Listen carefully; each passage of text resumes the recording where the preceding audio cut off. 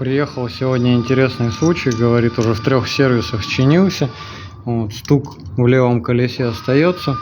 Вот, не могу понять, что поменял полподвески. Ну, я, соответственно, сразу не поверил. Думаю, ой, полподвески, как обычно сейчас рассказываю. Нет, реально, человек поменял шаровые, поменял стойки стабилизатора, поменял амортизаторы, сверху заменены опорники, здесь заменены крабы так называемые, диски новые, барабаны сзади новые, вот, что-то еще, колодки новые по кругу.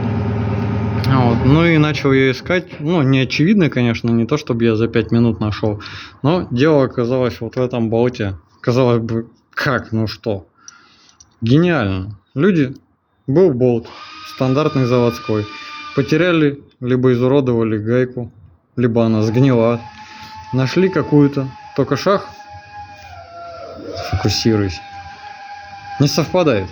То есть у болта шаг 1,25, на гайке шаг в 1,5. Вот в итоге оно закрутилось вроде как даже вот как должно, но какой-то маленький зазор остался. Вот. По ощущениям как будто закручено, а по факту стучит. Вот. Человек проехал 3 сервиса.